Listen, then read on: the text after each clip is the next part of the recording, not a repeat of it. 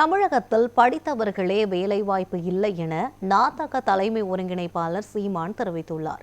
சென்னை திருவொற்றியூரில் நாம் தமிழர் கட்சியின் பொதுக்குழு கூட்டம் நடைபெற்றது.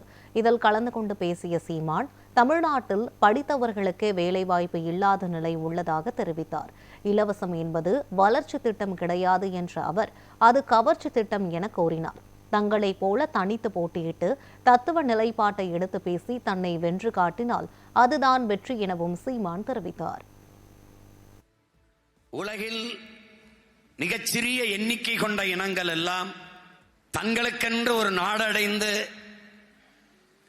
விடுதலை பெற்று பெருமையோடு வாழ்கிற போது எம்மினமும் மற்ற மொழிவழி தேசிய இனங்களைப் போல உரிமை பெற்று விடுதலை பெற்று பெருமையோடு வாழ வேண்டும்.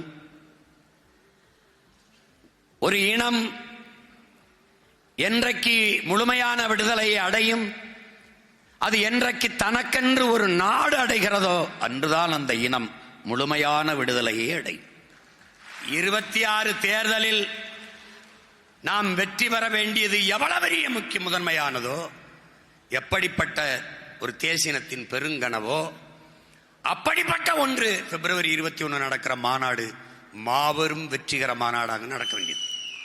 நடிகனை நேசிக்கிற கூட்டம் தான் பெருசுன்னு இல்லை, நாட்டை நேசிக்கிற கூட்டமும் பெருசு.